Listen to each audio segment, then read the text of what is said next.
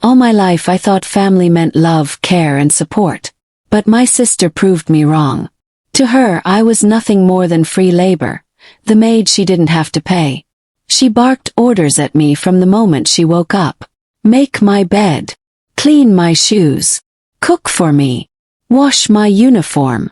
If I hesitated, she would glare and remind me that she was more important because she was climbing the ranks in the Navy while I was just ordinary.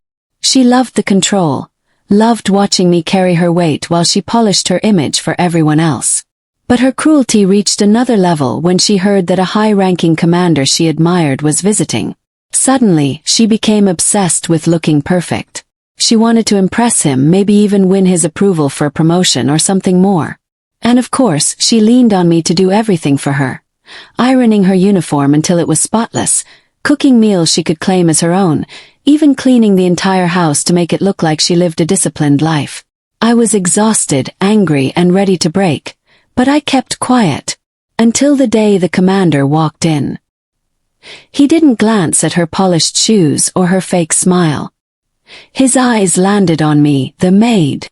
And then, in front of everyone, he gave her the shock of her life.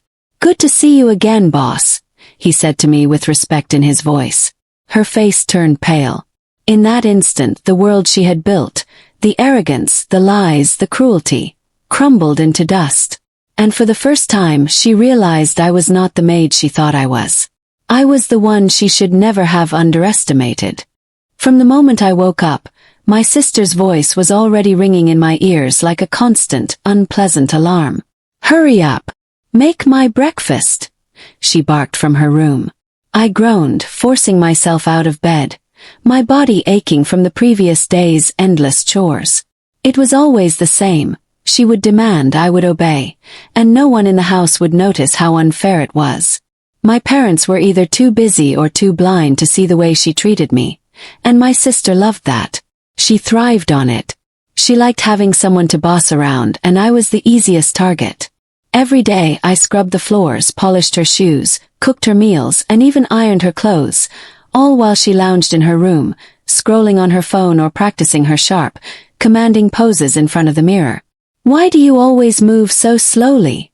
she would snap when I hesitated for even a second. "Are you trying to embarrass me?" I learned early on not to argue. I didn't have the energy for her outbursts, and anyway, arguing never worked.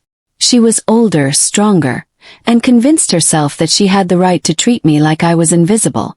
Breakfast was always a performance. I prepared her favorite dishes. Eggs cooked just right, toast lightly browned, tea sweetened exactly the way she liked it. She sat at the table with a superiority that made my stomach twist in knots, as though I were nothing more than a servant in her kingdom. She'd take a bite, chew deliberately, and then, if she felt like it, toss me a word of approval. "Finally," she said one morning, smirking. "It's about time you did something right." That small, sarcastic remark stung more than she could ever know. Every day, I reminded myself that she wasn't just cruel. She was a master at controlling people. She made me feel small, dependent, and inadequate, but she also made sure that everyone outside the house thought she was perfect, hardworking, disciplined. That made her cruelty even sharper, because it was hidden behind a polished mask. After breakfast, she handed me her endless list of chores for the day. Wash my uniform, clean the kitchen, organize my books, make sure my shoes are spotless. "And don't mess up this time," she said, her voice dripping with authority. I nodded silently, already feeling my arms ache from the thought of the laundry she piled on me. She had a way of making her instructions feel like life or death commands, and I had learned the hard way that arguing or complaining would only make her angrier. I spent the morning moving from one task to another, scrubbing the floors until my hands were raw, ironing her uniform until it gleamed, and arranging every detail of the house to her exacting standards. She occasionally peeked into my work, pointing out minor flaws as though she were inspecting an army, not her own sister. Despite the exhaustion, I kept moving. I had learned to survive her tyranny by working quietly and efficiently. It was a coping mechanism, a shield I used to protect my fragile pride. But sometimes, in rare moments when she wasn't watching, I caught a glimpse of my own reflection in the polished floors or the mirror. I saw someone tired, someone drained, someone frustrated, but I also saw resilience. I realized that she could control my actions, my time, even my body, but she couldn't touch my mind. My thoughts were my own, and I held on to them like a secret treasure. One afternoon, a conversation about a Navy commander she admired changed the usual rhythm of our lives. She had been talking non-stop about him for weeks, practicing how she would greet him if she ever met him, imagining the praise he would give her for her discipline and achievements. I barely listened at first, knowing that it would end in yet another chore list. But then she turned to me with a sly smile, a gleam of mischief in her eyes. "I need you to help me prepare for the commander's visit," she said. "I want everything perfect. My uniform, my room, the house, everything." I felt a wave of exhaustion wash over me, but I didn't protest. I had learned that resistance only made things worse. So I nodded and began the work, knowing that her perfectionism would demand every ounce of energy I had. She dictated every detail with precision. The way her uniform should be folded, the angle of the pillows on her bed, the exact temperature of her tea. I moved mechanically, my mind focused on each instruction, even as my body protested. Every now and then she would stop, inspect my work and frown. "Not like that. Do it again," she would say, her voice cold and sharp. And I would start over, silently counting the hours until I could escape her scrutiny. By the evening, the house was spotless, her uniform immaculate, and her meals prepared with careful attention to detail. She stood in front of the mirror, admiring herself, completely unaware of the work I had done. I watched quietly, my frustration simmering under the surface. She had no idea how much effort went into maintaining her perfect image. She didn't see the bruised fingers, the aching muscles, or the mental exhaustion that came with every task she demanded. She only saw the result, a flawless exterior that she could show off to anyone she wanted to impress. The night before the commander's visit, she was practically vibrating with excitement. She rehearsed her greetings, practiced her posture, and lectured me on minor corrections in my own work. I tried to keep a low profile, staying out of her way as much as possible, but she seemed to need my presence constantly, checking every detail as though I were her assistant rather than her sister. Finally she stopped, turned to me and said, "If I impress him, I might get a promotion. You understand, right? You have to make sure everything goes perfectly." I nodded, swallowing the bitter taste of my own resentment. When the day arrived, I felt a strange mixture of anticipation and dread. The commander was due in the afternoon, and my sister buzzed around the house like a queen preparing for an audience. She had instructed me to make the living room spotless, prepare a tea tray, and ensure that every item in the house reflected her supposed discipline. I moved through the tasks efficiently, my hands steady despite the fatigue. I had done this before, but something about this visit felt different. I couldn't quite put my finger on it, but I sensed that this encounter might change everything. Finally the doorbell rang. My sister practically jumped with excitement, smoothing her uniform and adjusting her hair one last time. She opened the door with a smile that could have fooled anyone into thinking she was genuinely humble and polite. The commander stepped inside, and my sister immediately began her practice display of charm, offering him tea and guiding him through the house. I stayed in the background, quietly finishing a few last tasks, trying not to draw attention to myself. And then it happened. The commander's eyes lifted, scanning the room, and they didn't stop at my sister. His gaze fell on me. For a moment, time seemed to freeze. I felt my heart skip a beat as he walked toward me. His expression calm but full of recognition. "Good to see you again, boss," he said, with genuine respect in his voice. My sister froze.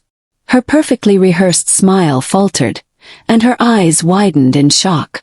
She couldn't understand what had just happened. She had spent so much time preparing to impress him, polishing her image, pretending to be someone she wasn't, and yet he was looking at me with admiration and respect. For the first time, the walls she had built around her pride and arrogance began to crumble.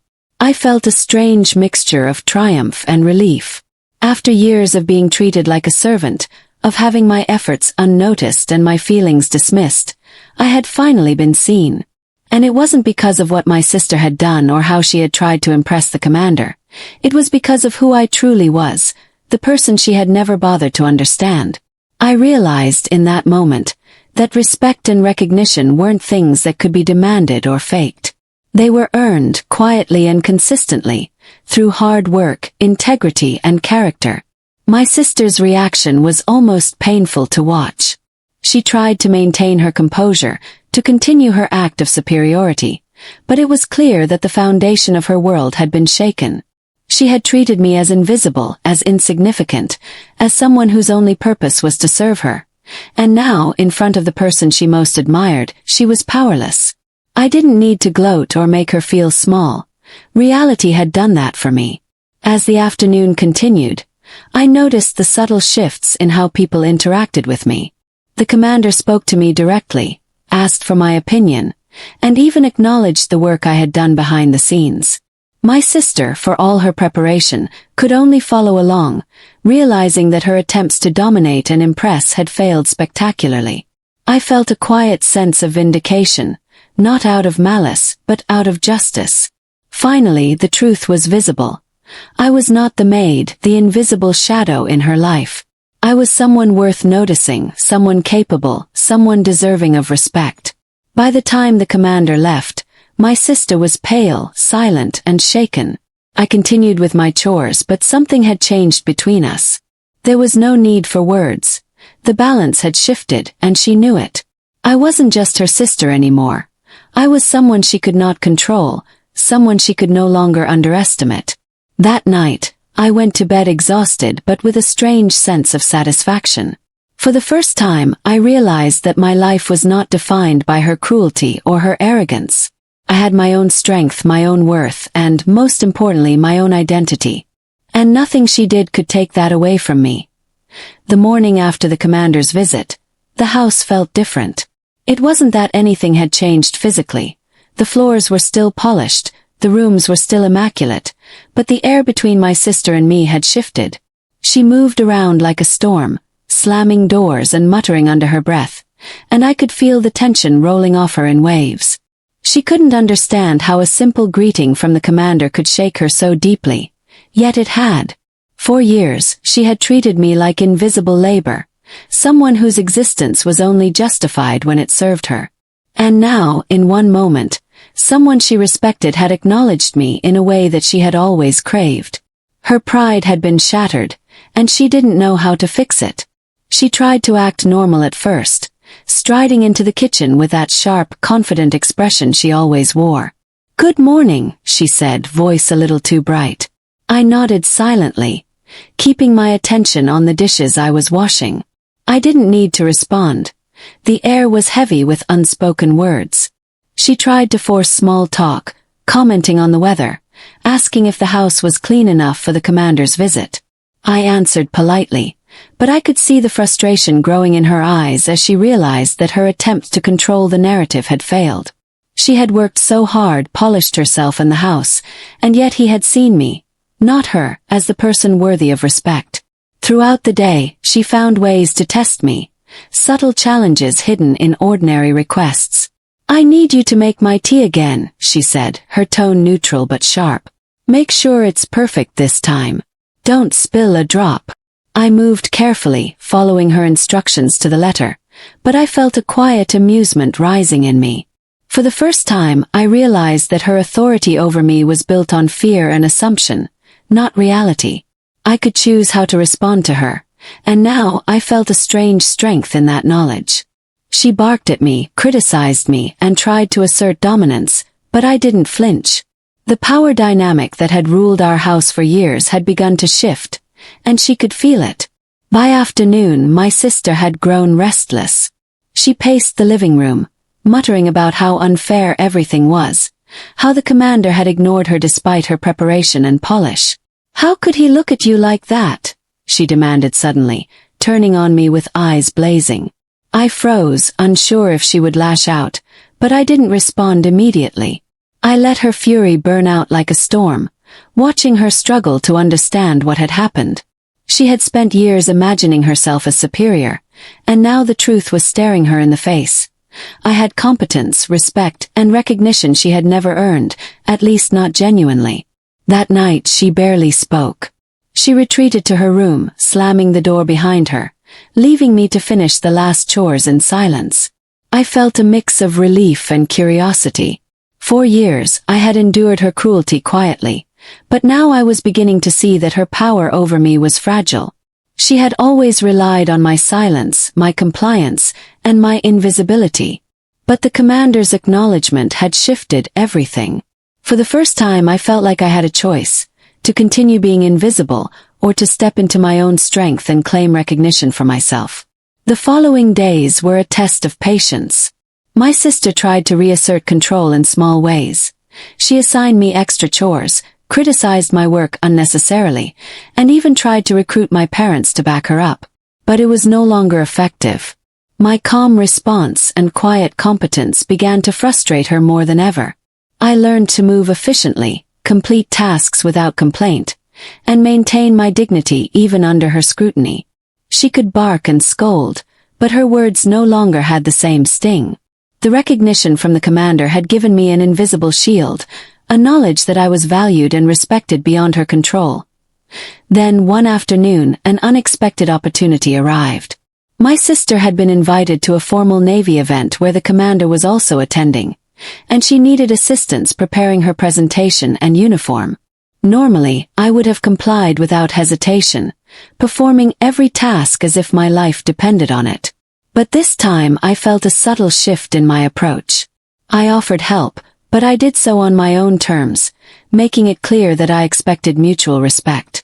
My sister noticed immediately. "Why are you acting differently?" she asked, irritation creeping into her voice. I smiled faintly. "Maybe I'm just tired of being invisible," I said softly, letting the words hang in the air. She glared at me, clearly not used to hearing a response that didn't bend to her will. Preparing for the event, I realized how much she had relied on me all these years without acknowledgement. I ironed her uniform, organized her notes, and guided her through her presentation with precision. But this time I did it silently, without allowing her to dominate me. She tried to give commands, but I ignored the sharp tones, focusing instead on doing what was necessary efficiently and correctly. For the first time, I saw her frustration turn into panic. She was accustomed to controlling every detail, yet she could not command my cooperation. She had spent years treating me like a servant, and now I was acting with quiet independence, something she couldn't manage. The day of the event arrived, and my sister was practically vibrating with nervous energy. She expected admiration, attention, and approval from the commander and others, just as she always had. I stayed nearby, observing her behavior, offering guidance when necessary, but keeping my own dignity intact. When the commander arrived, she tried her rehearsed charm, walking with precise steps, smiling artificially, and speaking in controlled tones. But his attention, predictably, moved past her. His eyes found me, and I could feel the subtle shift in the room. For the first time, the people she had tried to impress saw through her carefully constructed image and recognized competence and poise in someone she had long underestimated. The commander greeted me warmly, shaking my hand with genuine respect. "It's great to see you again," he said, his tone sincere. My sister's face fell, her confidence visibly cracking as she tried to maintain her composure.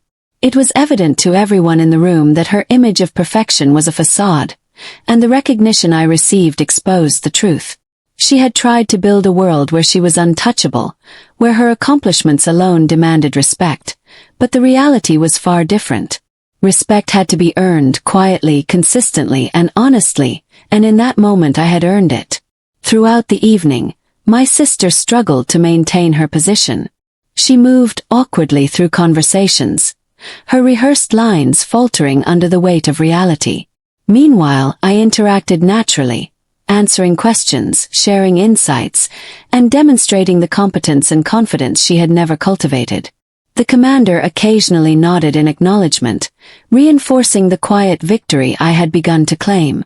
My sister's frustration was palpable, She could feel the tide turning, yet she was powerless to stop it. She had built her identity on the illusion of superiority, and that illusion had been pierced, revealing the truth beneath. By the end of the night, the commander had praised me publicly for my contributions and skill.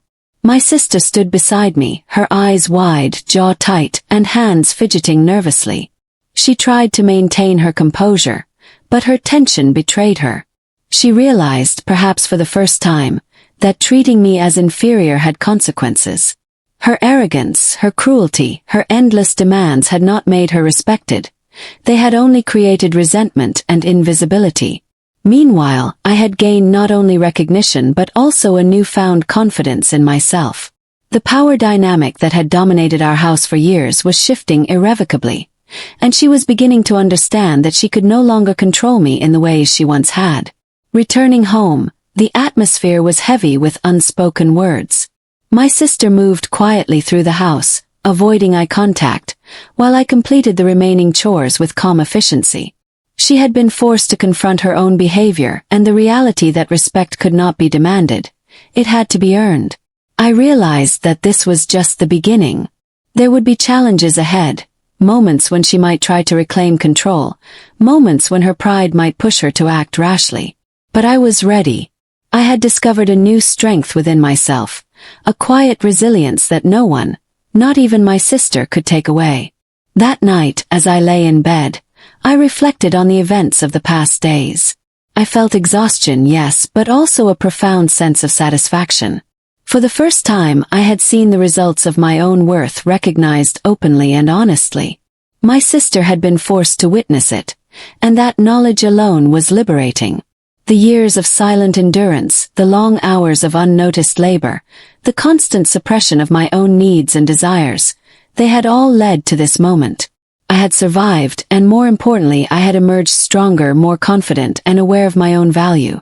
I knew that things would not immediately change overnight. My sister would continue to test me, continue to assert her control, and continue to cling to her illusions of superiority. But I had tasted recognition and respect, and that taste was intoxicating. It was a reminder that no one could define my worth except me. I had seen firsthand that power and influence were not determined by appearances or arrogance, but by competence, integrity, and the ability to command respect quietly. And in that moment, I knew that my life was no longer about surviving my sister's cruelty. It was about stepping into my own strength, claiming the recognition I deserved, and redefining the relationship between us on entirely new terms. The days following the Navy event were a strange mixture of relief and tension. My sister had retreated into a quiet storm, moving around the house with her usual efficiency, but with a subtle bitterness that made every interaction fraught with unspoken hostility. She no longer barked orders at me with the same confidence, and I could sense the cracks in the armor of control she had so carefully constructed over the years. Yet she was far from defeated. She was strategic, patient, and dangerous in her silent fury, planning the next way to regain dominance over me while hiding her anger behind the mask of civility. I, on the other hand, was discovering a new rhythm. Every action I took was now tempered with quiet awareness, a steady confidence born from the recognition I had received from the commander. I moved through my chores deliberately, no longer trembling under the weight of her expectations, but instead allowing my efficiency and competence to speak for themselves. One morning, she called me into her room with a voice that was unusually measured. "I want you to help me prepare for the inspection next week," she said, her eyes sharp, but there was a hint of tension in her tone that betrayed her calm facade. I nodded, silently noting the subtle shift in her approach. In the past, these requests would have been delivered as demands, leaving no room for negotiation or refusal. Now, I could sense that she was testing me, trying to gauge whether my newfound confidence could be contained or manipulated. I moved to comply, but this time I approached the task strategically. I offered suggestions when appropriate, completed chores efficiently, and maintained a professional calm that unsettled her. She was accustomed to immediate obedience and subservience. My quiet independence was an unfamiliar dynamic she didn't know how to handle. Preparing for the inspection required every detail of her uniform and documents to be flawless. She insisted on perfection in a way that was almost obsessive, scrutinizing each piece of clothing, each polished metal, each neatly arranged paper. But I realized that she could not intimidate me anymore.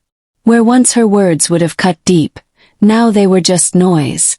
I focused on my own work, my hands moving methodically over her uniforms, my mind planning each step to ensure that her preparation was accurate yet without sacrificing my own dignity. Every time she tried to snap at me for a minor flaw, I responded calmly, correcting the mistake if necessary, but refusing to apologize for things that were perfectly adequate. The subtle shift in our dynamic was like watching a storm edge closer to the surface. It was simmering, dangerous, and unpredictable. As the inspection day approached, my sister became more restless. She walked through the house, checking every room multiple times, fussing over the smallest details, and muttering under her breath. She had been so accustomed to having me serve as the silent extension of her control that my quiet assertiveness now unsettled her deeply. One evening, she cornered me in the kitchen, frustration finally boiling over. "Why are you acting like this?" she demanded, her hands trembling slightly. "Why aren't you following my orders like you always do?" I looked at her steadily, meeting her gaze for the first time without fear. "Maybe because I'm tired of being invisible," I said softly. The words hung in the air between us, a revelation she couldn't ignore. She glared at me, trying to hide the storm of emotions behind her eyes, but I could see it. The panic, the disbelief, the frustration of realizing that her control over me was slipping. The day of the inspection arrived, and the tension in the house was almost tangible. My sister moved with her practiced precision, adjusting her uniform, practicing her posture, and rehearsing her lines. I stayed nearby, assisting only when necessary, my presence quiet but firm. The inspector arrived, a stern-looking officer whose reputation for fairness and attention to detail was well known.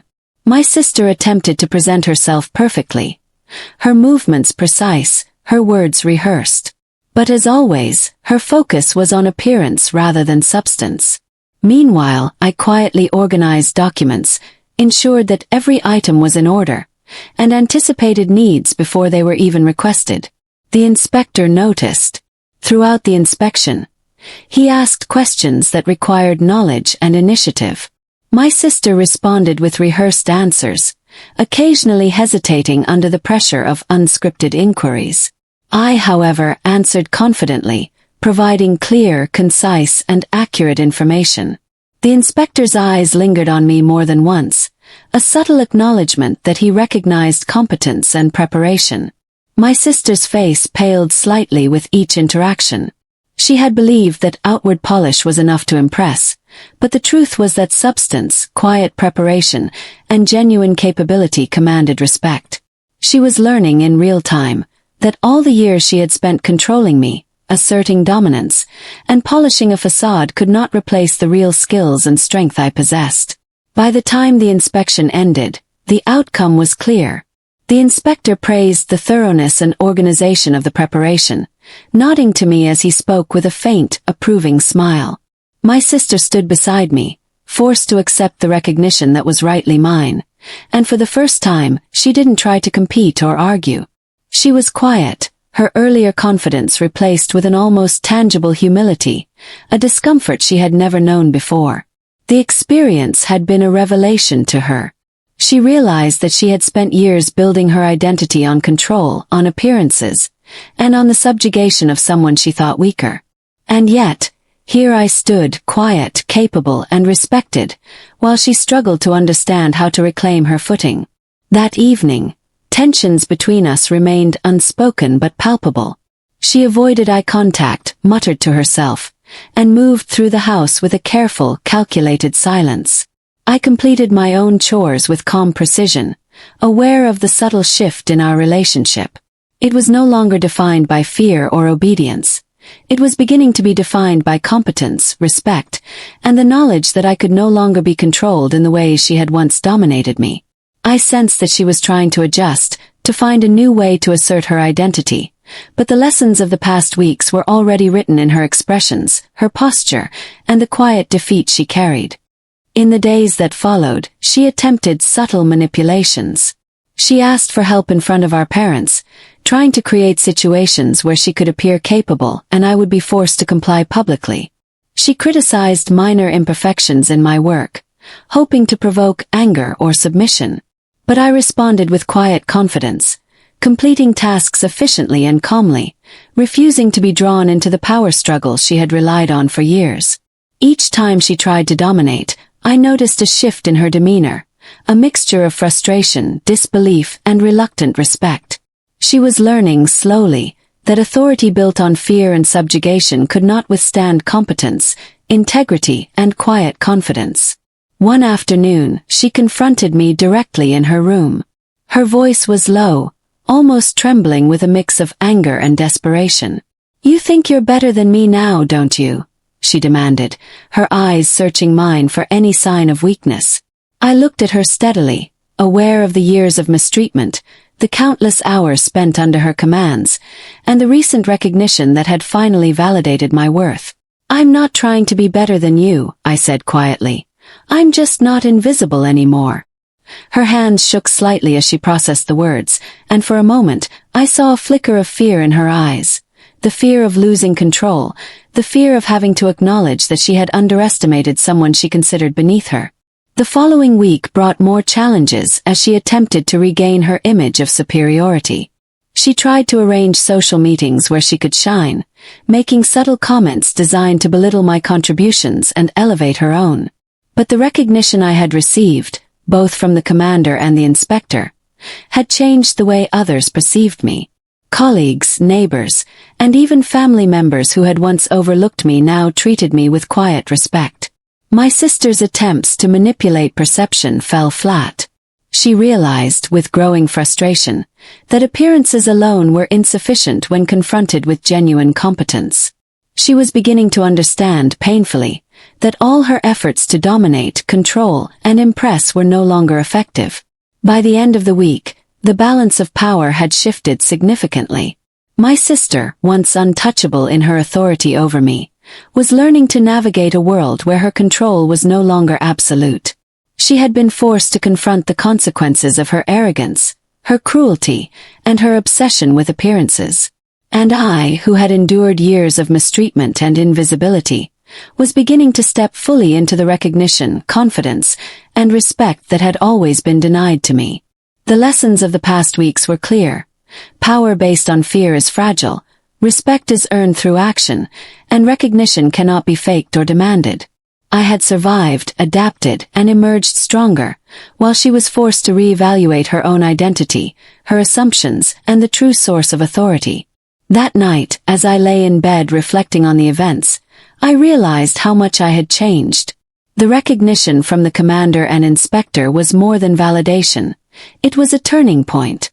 I had discovered a quiet strength within myself, a resilience that had been dormant under years of subjugation.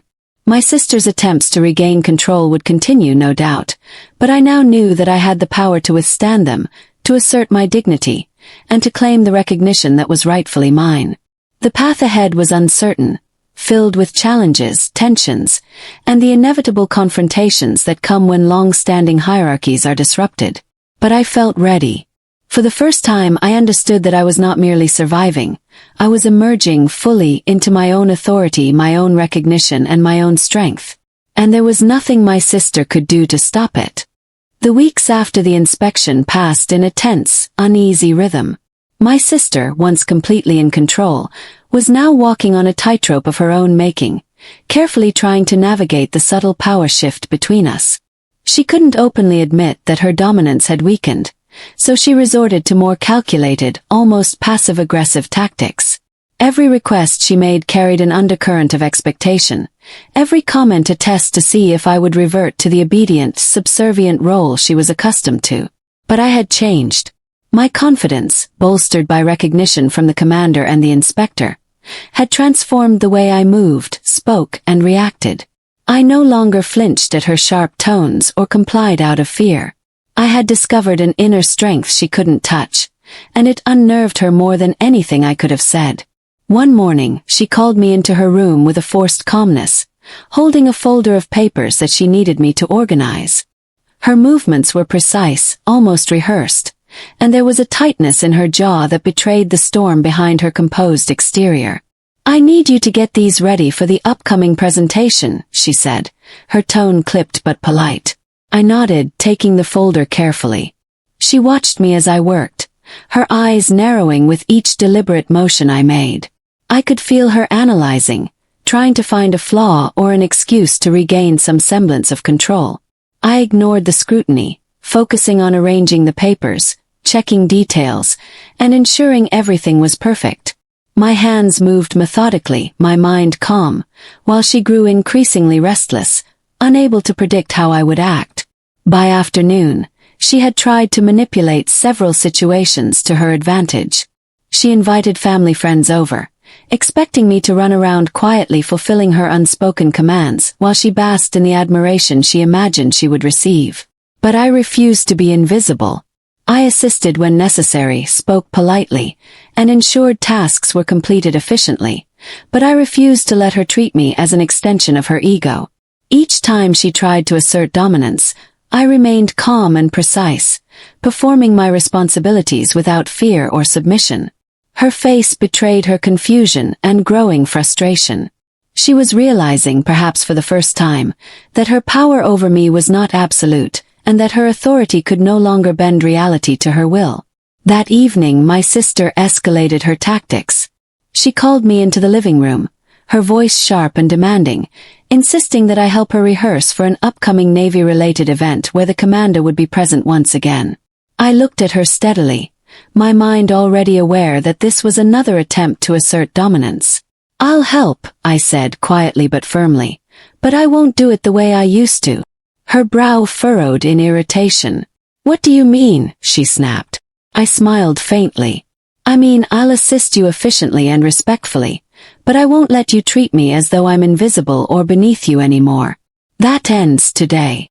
She stared at me, a mix of disbelief and rising panic crossing her features. It was as if the ground beneath her had shifted and she had no idea how to regain footing. The rehearsal was tense. She barked instructions, corrected details obsessively, and attempted to control every movement, every word. I followed her instructions where they made sense, but I also offered suggestions when necessary and corrected minor errors calmly and without submission.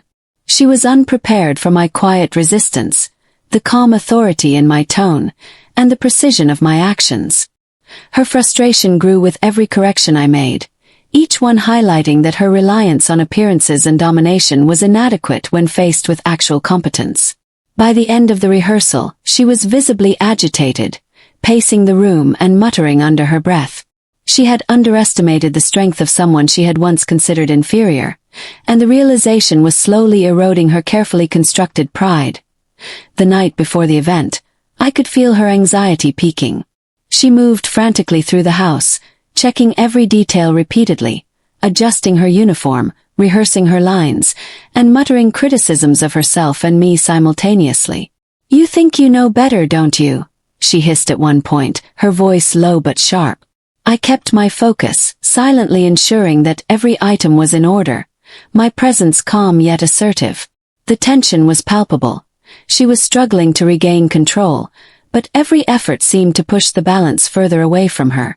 She had spent years mastering dominance, manipulation, and appearances, but none of her skills prepared her for the reality that competence, confidence, and quiet authority could no longer be intimidated or erased.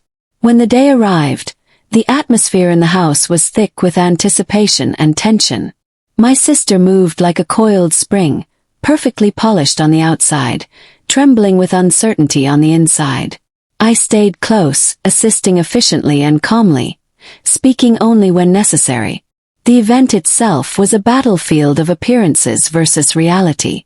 She attempted her usual charm and rehearsed movements, expecting admiration and attention. But as soon as the commander arrived, the dynamic shifted once again. His eyes found me immediately, acknowledging my competence with subtle nods, brief comments, and quiet recognition. My sister's carefully rehearsed performance faltered.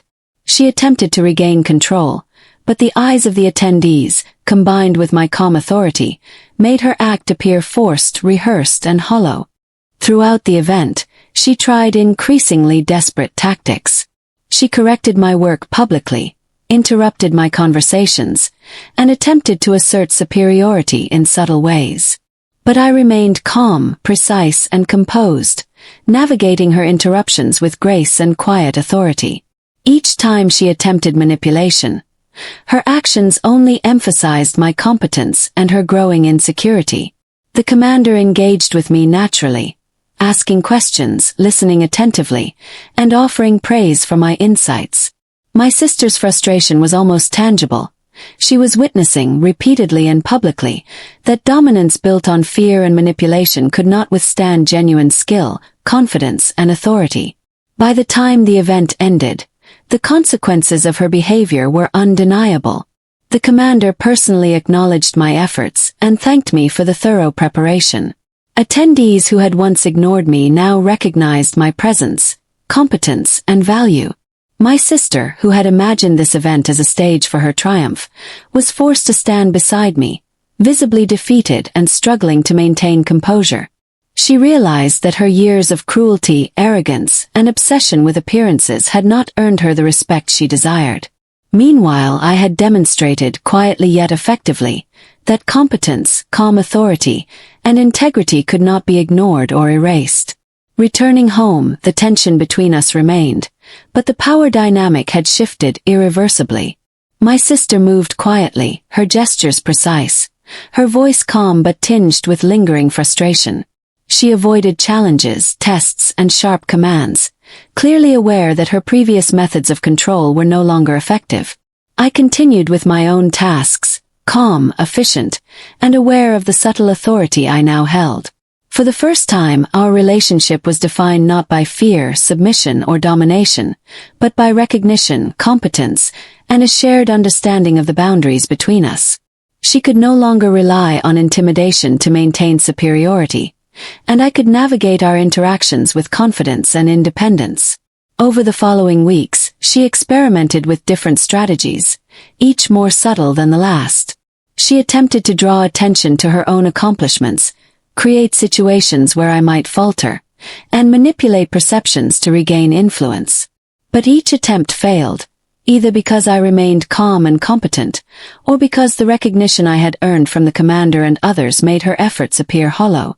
I watched her struggle, noting each subtle crack in her composure, understanding that this was the natural consequence of underestimating someone she had long treated as inferior. Her arrogance, her cruelty, and her obsession with appearances were no longer enough to shield her from reality. One evening, she confronted me again, her voice a mixture of anger and desperation. "Why do you act like you're in charge now?" she demanded, eyes searching mine for a sign of submission. I looked at her steadily, meeting her gaze without fear. "I'm not in charge of you," I said quietly. "I just refuse to be invisible anymore." Her hands trembled slightly, her breathing uneven. For the first time, I saw the full weight of her realization. She had underestimated my strength, resilience, and competence, and the consequences of that miscalculation were undeniable. That night, as I lay in bed reflecting on the events, I understood the magnitude of the change. My sister had spent years believing that control, intimidation, and appearances were the key to respect and authority. But those methods were fragile, dependent on fear, submission, and invisibility. What I had discovered, and what she was forced to confront, was that competence, integrity, and quiet confidence could not be intimidated, manipulated, or erased. I had endured years of mistreatment, endured silent cruelty, and persevered through exhaustion and frustration. Now, recognition and respect had finally validated my strength, my skill, and my worth. The path ahead would not be without conflict or challenges, but I was prepared. I had discovered the power within myself that no one, not even my sister, could take away. And so, as I drifted into sleep, I knew that the dynamic between us had changed forever. My sister's attempts to regain control would continue, but they would no longer dominate my life. I had emerged from years of subjugation with strength, resilience, and recognition.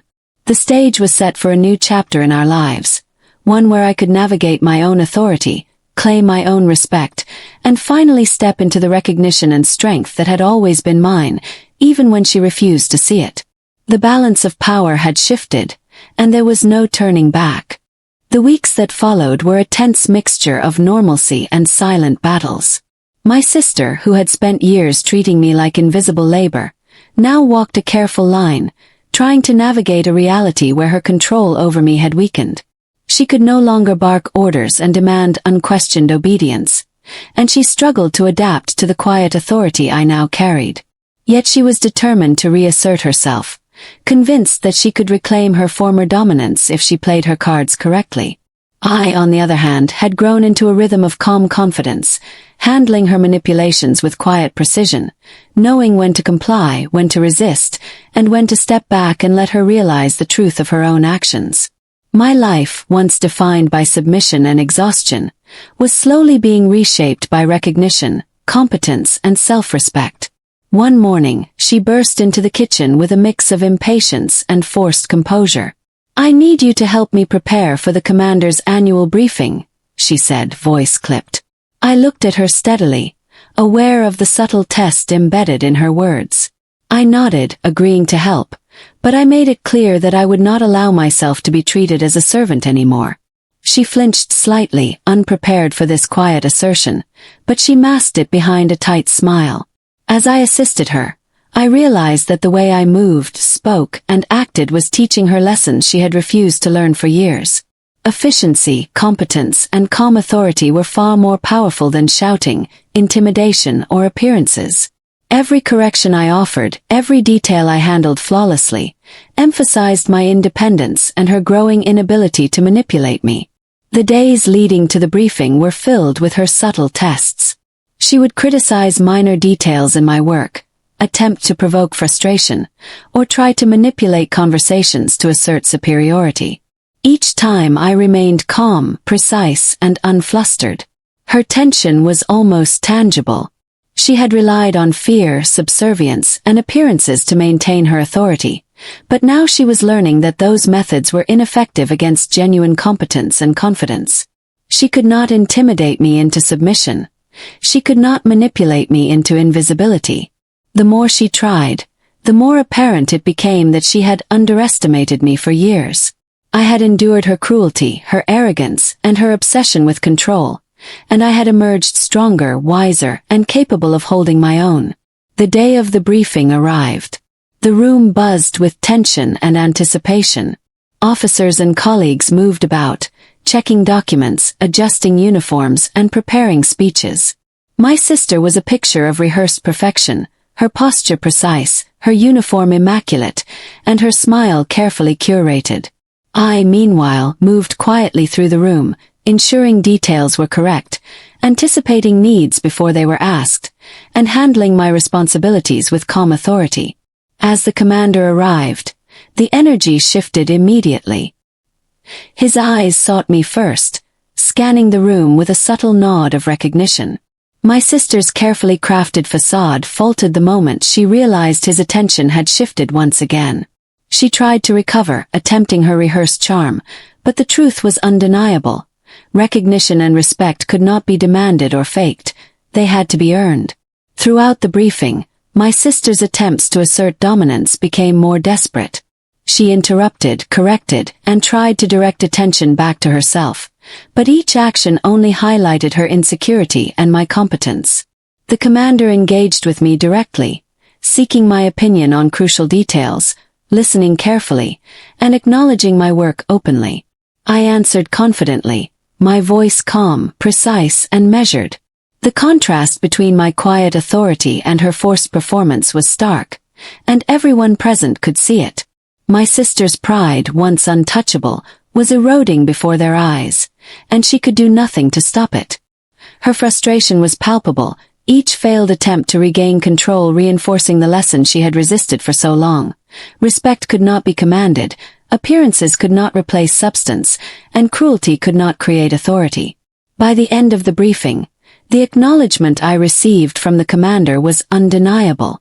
He thanked me for my thorough preparation, praised my insights, and emphasized the importance of competence and calm leadership. Attendees who had once ignored me now looked at me with quiet respect. My sister, standing beside me, was forced to confront the consequences of her behavior in a way she could not escape.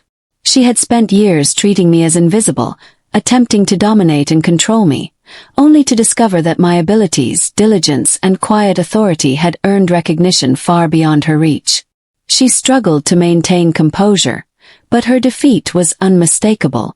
Her pride, her arrogance, and her obsession with appearances had failed, while my resilience, competence, and integrity had prevailed. Returning home that evening, the tension between us was different than before. My sister moved silently, her gestures precise, her voice subdued. She no longer attempted to manipulate me overtly. She had learned through repeated experience that her old methods were ineffective. I completed my own tasks with calm efficiency, aware of the subtle shift in the relationship. For the first time we were interacting on a new plane, not as dominant and subordinate, but as two individuals whose boundaries and respect had been fundamentally redefined. She had been forced to acknowledge my competence, my independence, and my worth, and there was no denying it. Over the next few days, I noticed small changes in her behavior. She began to speak to me with a measured tone, avoiding unnecessary criticism or attempts to dominate. There were moments of awkwardness, brief flashes of her old self trying to assert superiority, but they were quickly tempered by her growing awareness that her previous tactics no longer held power over me. She began to observe me quietly, perhaps realizing that her perception of control had been an illusion all along. I, in turn, maintained my calm authority, continuing to perform my responsibilities efficiently, while letting the recognition I had earned speak louder than words. Each interaction was a subtle lesson for her. Authority built on respect, competence, and integrity could not be undermined by fear or cruelty. One evening she approached me directly, her voice unusually soft and tentative. I suppose I owe you an apology," she said, hesitating as though the words were difficult to form. I looked at her steadily, aware of the weight of the moment. "You've treated me unfairly for years," I replied calmly, "but I don't need you to apologize for me to recognize my own worth. I know it now, and that's what matters." Her eyes flickered with a mixture of shame, relief, and lingering pride. For the first time, she was confronted with the reality of her actions, and the consequences of years of arrogance and cruelty were undeniable. She could no longer deny the strength and competence she had once dismissed. From that moment, a subtle peace settled over our household. My sister, though still proud and ambitious, learned to navigate a relationship with me built on mutual recognition rather than domination. She occasionally sought advice, acknowledged my competence, and refrained from unnecessary criticism. I continued to perform my responsibilities with diligence, but now with the added satisfaction of knowing that my efforts were recognized and respected. The power dynamic had shifted permanently. Where once fear and obedience had ruled, now calm authority, competence, and integrity prevailed. She had been forced to confront the limitations of her control, while I had discovered and claimed my own strength. Months passed, and our lives continued with a new balance. My sister pursued her ambitions, learning to rely on genuine competence rather than appearances and manipulation. I, meanwhile, continued to grow in confidence, skill, and recognition. The commander occasionally acknowledged my efforts, colleagues and family members treated me with respect, and I carried myself with a quiet authority that no one could undermine. Our relationship, once defined by cruelty and domination, had evolved into one marked by cautious respect and awareness of boundaries. She had learned, painfully but inevitably, that her actions had consequences, and I had learned that patience, resilience, and competence could overcome years of mistreatment. The final turning point came during a family gathering, where the same friends and acquaintances who had once ignored me now approached me with respect and recognition. My sister stood beside me, quiet and reflective, observing the genuine admiration directed toward me. She no longer attempted to overshadow or dominate. She had finally internalized the lesson that had taken months to teach. I moved through the gathering with confidence, aware of the subtle shift in perception and the acknowledgement of my abilities. She watched silently, a mixture of pride, regret, and reluctant acceptance in her eyes, understanding that she could no longer claim superiority over someone she had once dismissed. That night, as I lay in bed reflecting on the journey, I realized how far I had come. From years of subjugation, invisible labor, and relentless mistreatment, I had emerged stronger, recognized, and confident. My sister, once the embodiment of arrogance and control, had been forced to confront the reality of her behavior, learning lessons she could no longer ignore. The balance of power had shifted irreversibly, and the foundation of our relationship had been redefined.